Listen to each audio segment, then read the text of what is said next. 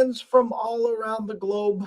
I am your host, Jeff Dawson, East Coast Sports Investors, and this is your closing bell for Tuesday, July 26th, 2022, your MLB post time. Just about 7 o'clock, one-game final. The Cubbies, 4-2 winners against Pittsburgh. Thompson over Wilson, currently in the top of the second. Miami and Cincinnati scoreless. Last night, the ECSI VIPs reality check after an amazing 5-1 weekend, and then the 3 parlays we hit on Sunday. 0-3 yesterday. Padres team total, we get hooked. Definitely should have cashed that one, I thought. Other 2 DOA. Really should have looked into the movement on the Orioles versus the Rays, and the fact that the Rays have McClanahan going today. Shame on me there. And Miami team total, they got to 2 early, a couple chances, and then, we had the bases loaded, don't score. That's Miami for you. But it is what it is. So without further ado, let's bring him in from the Palm Tree State himself, the one, the only, Mr. Scott E. Webb. Afternoon, Scotty. Hey, Jeff. Big old traffic trying to get home today is like, holy cow, rain, traffic, cars, trucks, bananas, whatever. It didn't matter. But here we are. It's been a crazy, crazy couple weeks here today, especially. It just been a lot of phone work in between shows. Had a great show with Mr. DK himself, Mr. Julian Edlow, talking some college football. Julian put together a 3-team parlay, which you could do. He said something I want everyone here watching and listening. If you have DraftKings app and are available to bet it, you don't see something, follow Julian Edlow at Julian Edlow on Twitter. Tell him what you're looking for. He can ask, and most of the time you'll receive.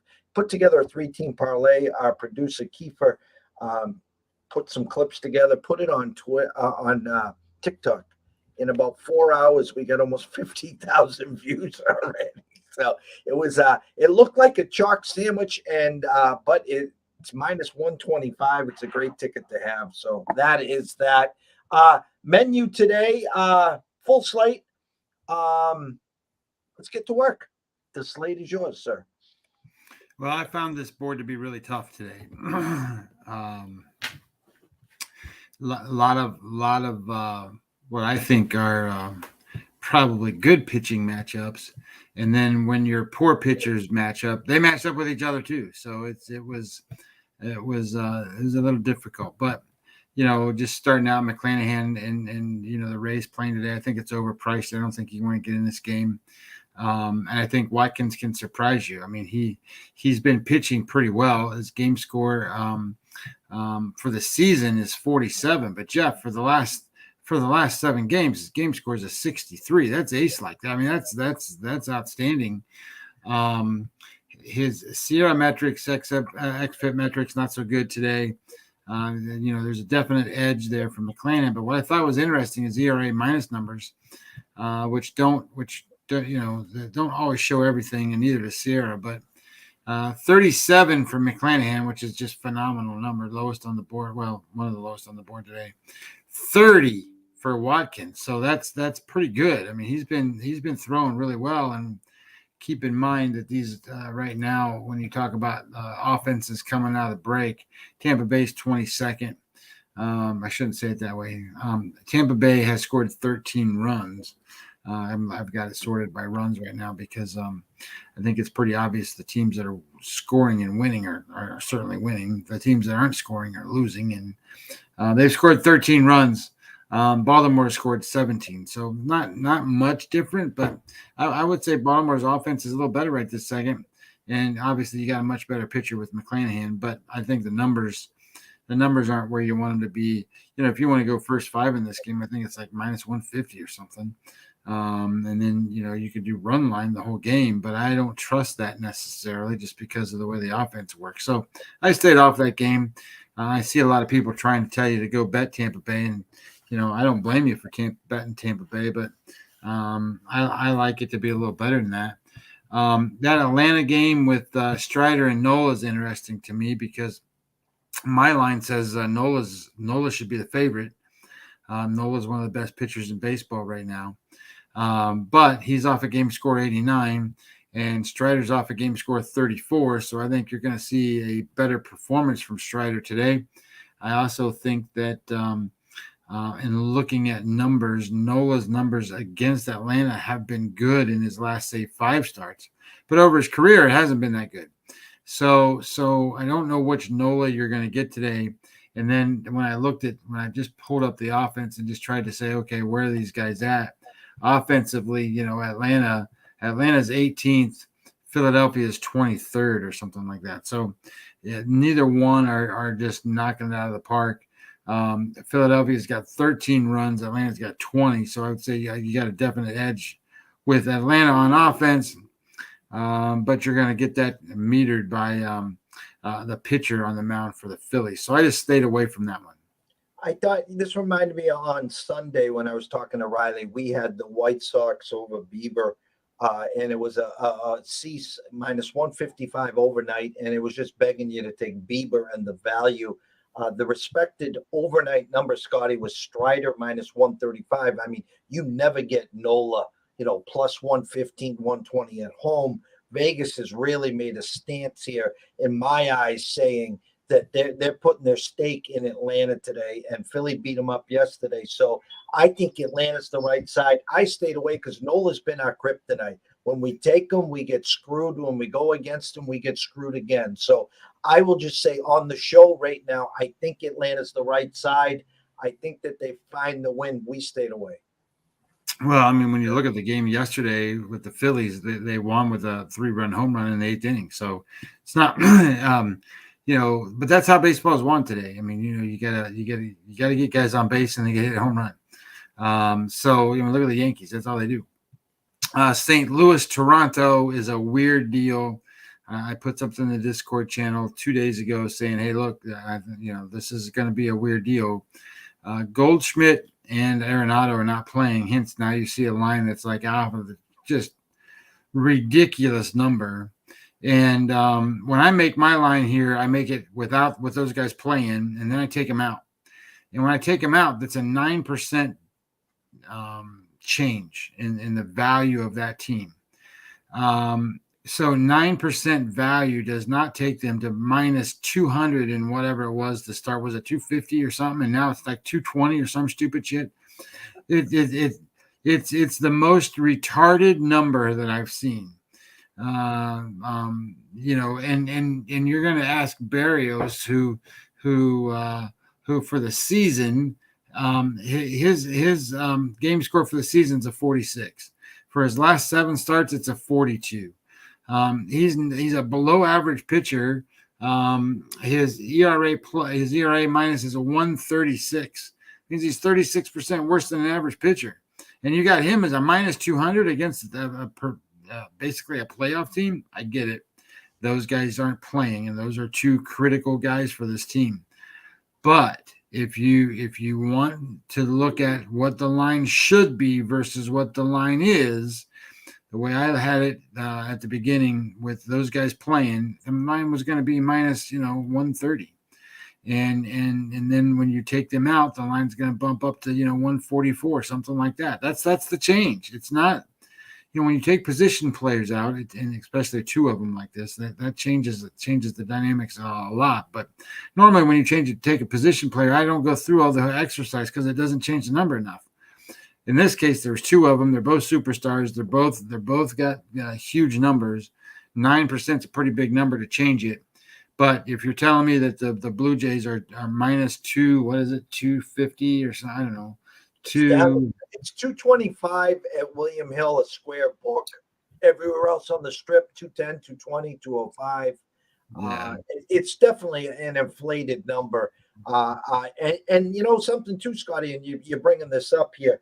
Berrios has been a real Jekyll and Hyde. I mean, if you get the decent Berrios, okay, but you could get the bad Berrios, and St. Louis has enough hitters to put balls in play, and that's what he's doing when he's on the bad side there.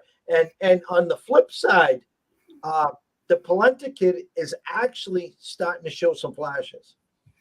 He's got a game score of 47 on the season. So to be honest, that's not the greatest number. But hell, it's better than Barrios. He's at 46. And when you look at metrics, his Sierra number is 319, which is a good number.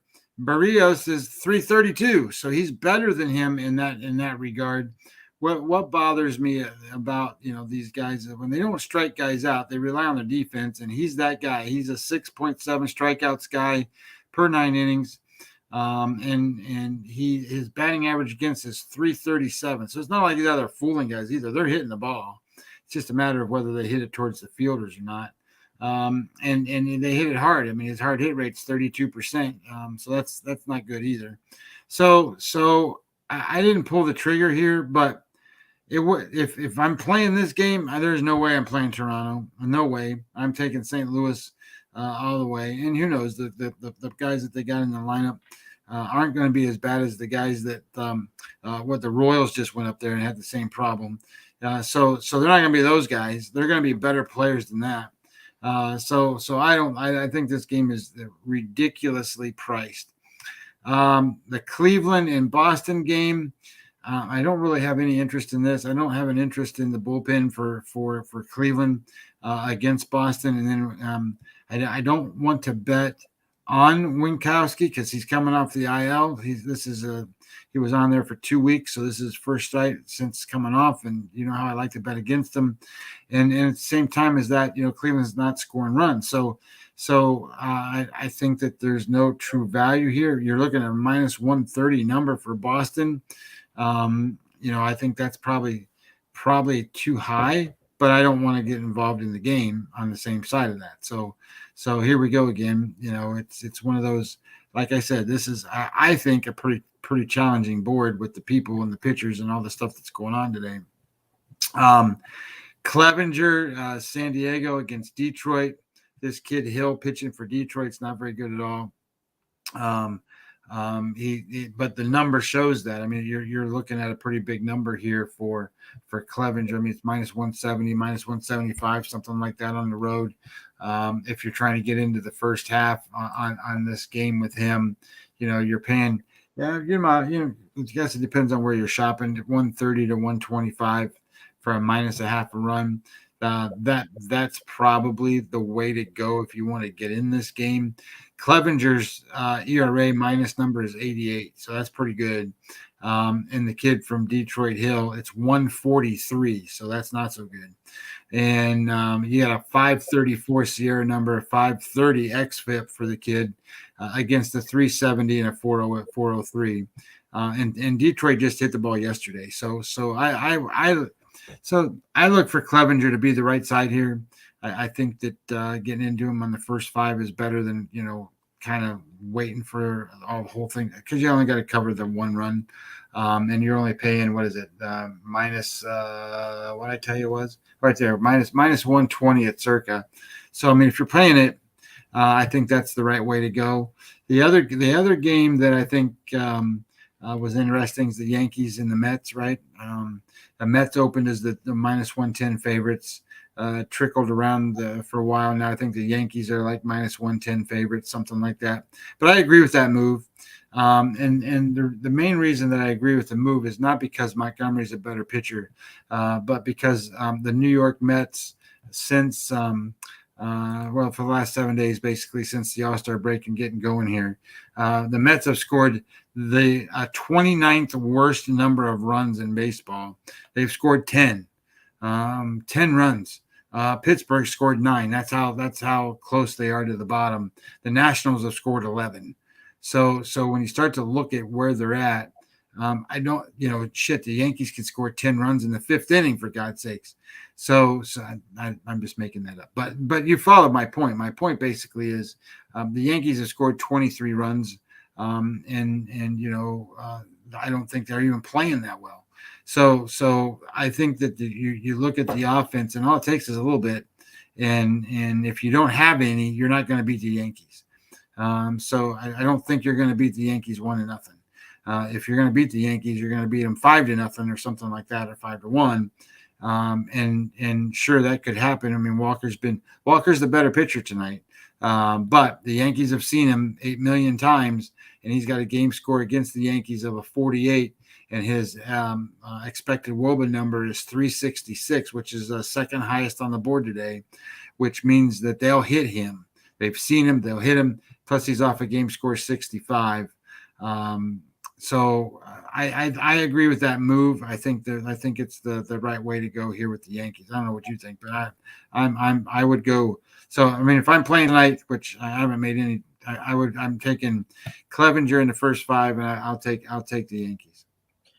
Going back to that Detroit game for a second, we had the Padres team total over 4.5. We get hooked there. It lands on 4. They had 4 after 5, and they just don't score. But we talked on the show, and I talked to Riley about this, and again, it came in.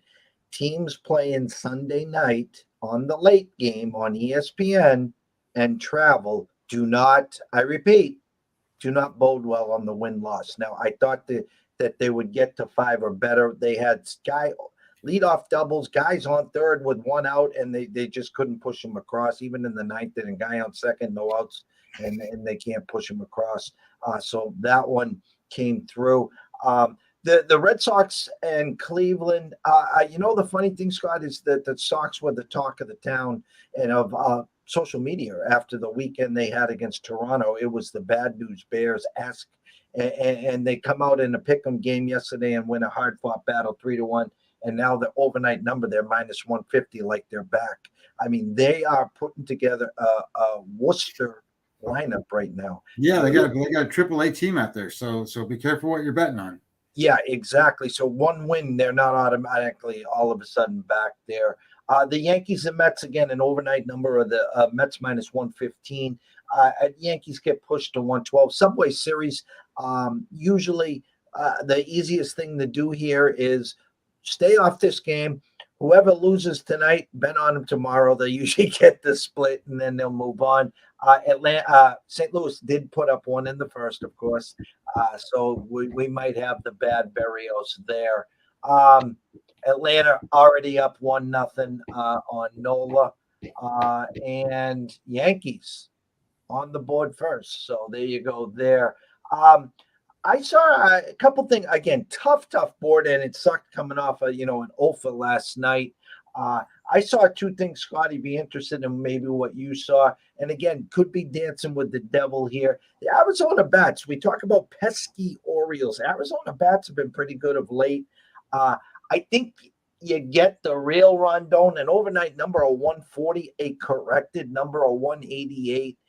Tiptoeing in on the run line there. Now, again, you got to. Now there was a problem there because I saw that too, and I'm like, there is no goddamn way that Rodon is going to be a minus 140 favorite over Gilbert. Gilbert's one of the worst pitchers in baseball. Now he's been a little better lately, but I think the listed pitcher was a change. Gilbert was listed in red last night, and I think it changed. No, that's correct. But and that's why I said corrected line. I'm not saying that it was pushed that way. So again, you're not going to play a 188. You can't even really get into the first 5. I think minus the hook was minus 145 or 150. Yeah, why would you do that? It's the Giants can't hit. So you got to squeeze the cheeks and hope that you get you get some crooked numbers, and then that the Giants defense holds. But I think that you can get it was basically a pick 'em, meaning I think it was minus 115 if you played the Giants on the full game run line there. Yankees got 2 runs now. Yeah. So the other thing that caught my eye, Scotty, Kopech has not been good. His control has been awful. I know it's Colorado. It's an 11. I like to look for plus money on team totals, and I'm just going to throw this to you. Can the Rockies get a touchdown today? I don't need the extra point. The question to you is, can they get a touchdown today? Kopech is depending on what you're looking at. Let me flip it to the Sierra number because that'll make it a little easier. Kopech is the 28th out of 30 best starting pitchers over the last 30 days today. Tyler Gilbert from Arizona is 29, and for whatever reason, they got Kirk McCarty listed here. He must be the guy who's going to come in after Shaw. So he's listed as the 30th best pitcher. So when I start to look at that, because I'm trying to figure out how to play 2 games. That's one of them, because I don't really want to bet on Marquez because Marquez has been such a goofball, and he's not been good.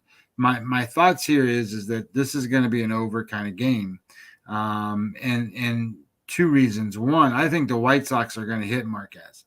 Now, I do think Colorado is going to be able to score runs off Kopech. Problem that I'm going to run into, and let me pull it up here for a second. I need the bullpen for the White Sox has been there we go. Chicago White Sox. They are top 10. You know, they're not the greatest in the world. You know, and if you look at it from a level of White Sox, where'd you go? There you are. I mean, in the last 2 weeks, last 14 days, they've given up 13 runs.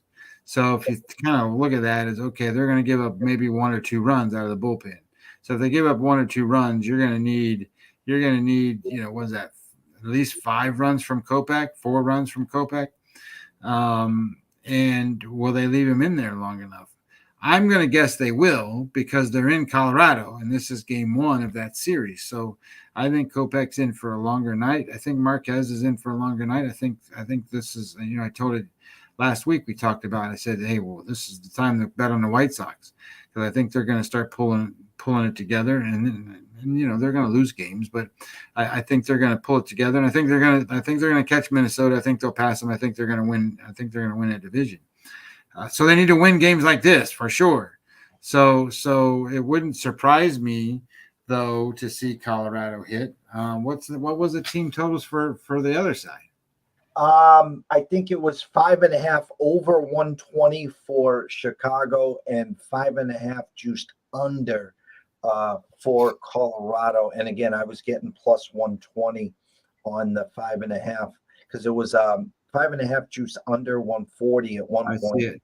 Yeah, it's 5.5 over minus 120 for the White Sox, 5.5 under 140 for Colorado.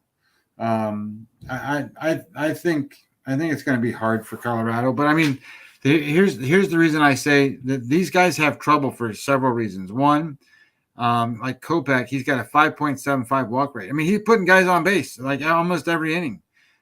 Because he's not pitching, you know, 7 innings deep. He's pitching 5-inning games, and he's putting 5.75 walks per game. He's got a guy on base every inning, and then his batting average against is 275. Major league average right now is 243. So he's not doing well in that regards either. Whip rate's 1.72. So that he's got almost 2 guys, 1 3/4 guys. So almost 2 guys per inning on base. So teams can score.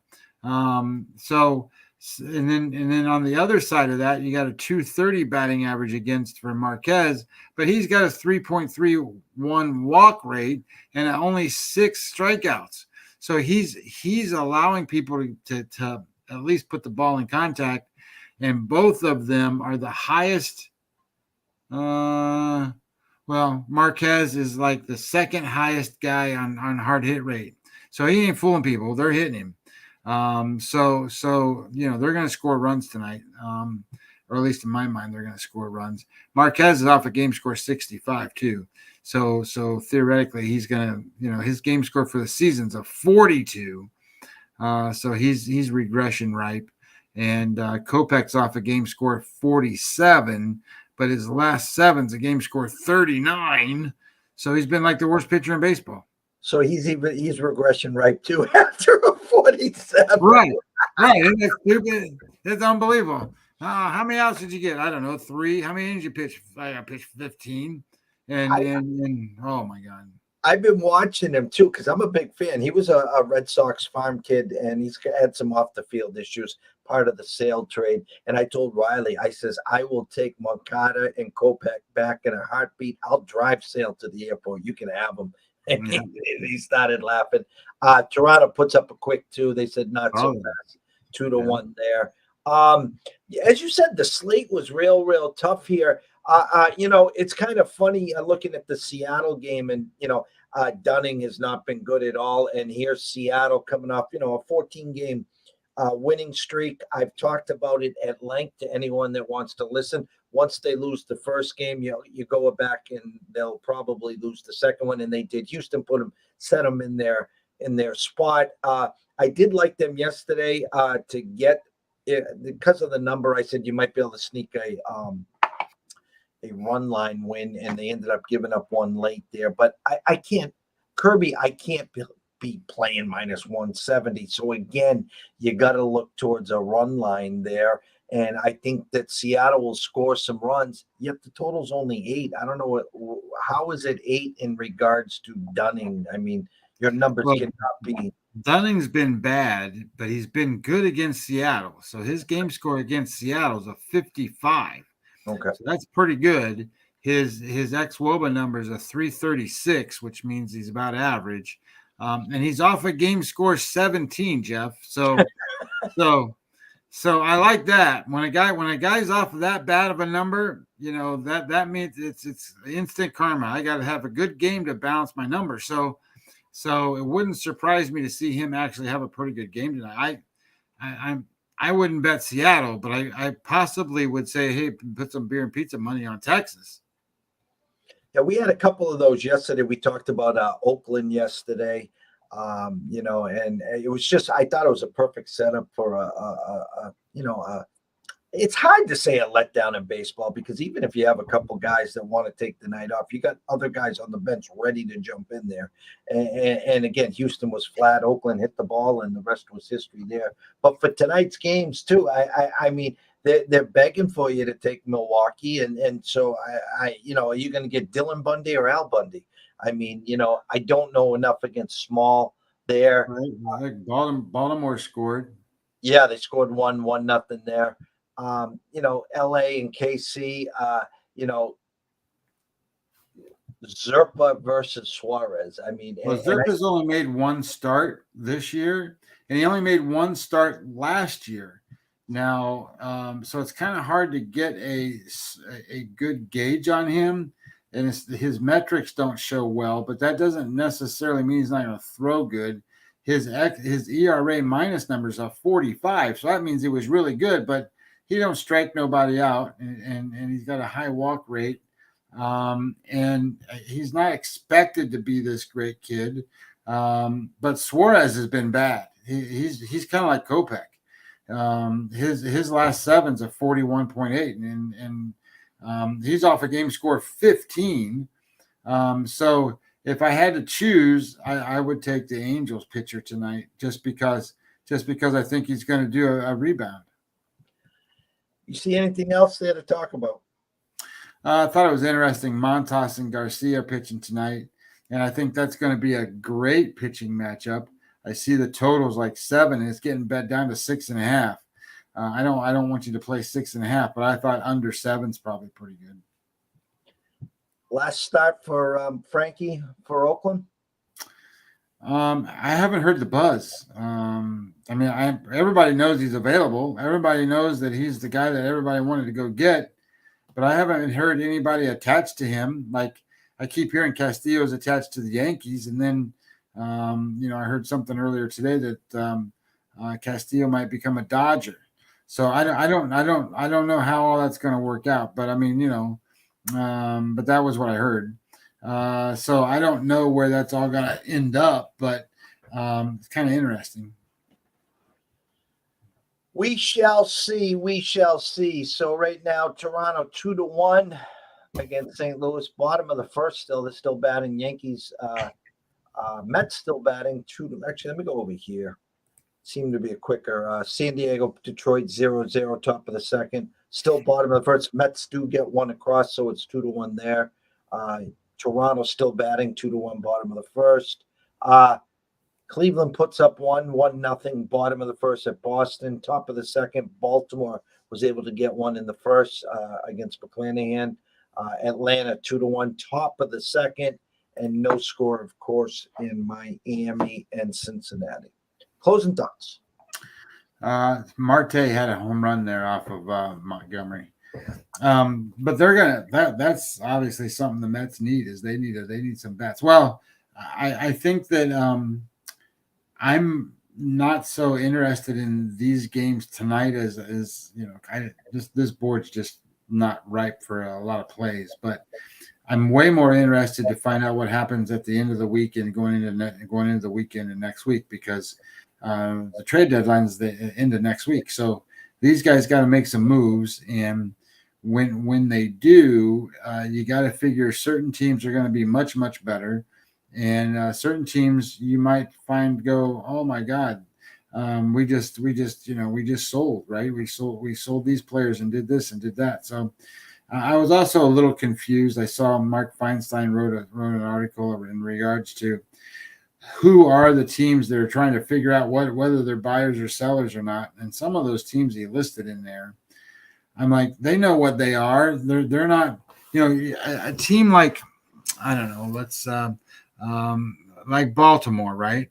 So Baltimore is a team that'll sell, but they don't want to sell everybody because they actually have something going on right now. So if somebody wants Trey Mancini, they'll get rid of Trey Mancini. He's not part of the future for that team, but they're not going to get rid of anybody that's any good. So I think that when you start to think about the teams that are going to sell, the number one team to think about is like Boston. They're going to sell. They're not going to go out and buy.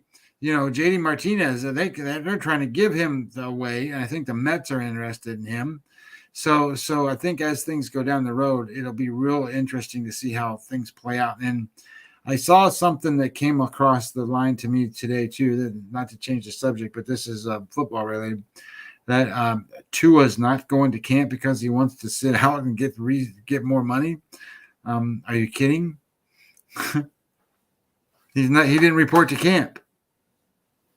What do you mean he didn't report to camp? That's what I heard. I heard today that he didn't report to camp today. All the teams are supposed to report it. He wants more money? That's what I saw. Now, that doesn't necessarily mean it's true, because, you got to validate information. But if that's really what's going on, who's advising this kid? He ain't even done jack nothing. I will tell you this. Okay. If that is true, I will go run to the window right now. And if your book has where Jimmy G's going, I guarantee you he'll end up in Miami. And they'll tell Tua, grab the clipboard and pound sand, pal. That's what I think. I mean, and who knows, maybe it was just one of the guys at camp and Tua didn't walk out on the field first or second or something. And, Tua's not here. And, I puts this thing out, and maybe, and maybe that's not true, but more research, but I think it's crazy. Closing thoughts for me.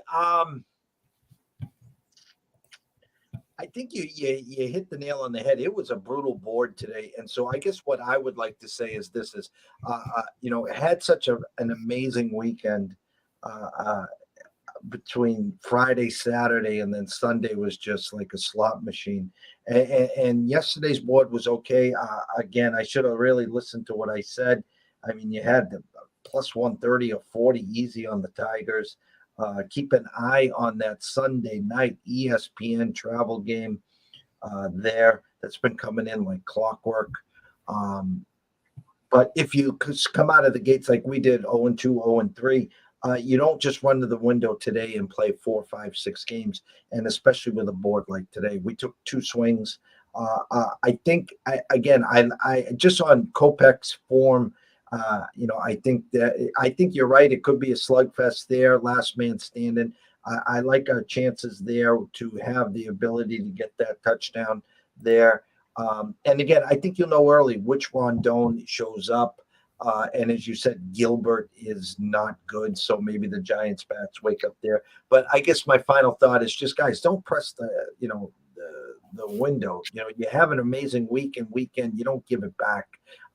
We got 5 days now till the first. Next Monday is August 1st, and we'll be, baseball mode as usual, but, we'll be throwing in football. We had Julian on today. We had Ron on last week. We have Scotty, myself, Riley. We got some good experts here talking football to get us ready through August and up for September. So with that said, we leave you with this. If you are wagering and investing today, please, please, please do it responsibly.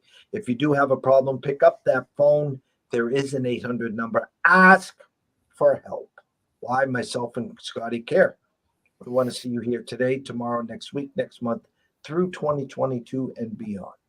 From myself, Jeff Dawson at EC Sports Invest, from the one and only Scott T. Webb from Webby20 MLB. We wish everyone a blessed evening.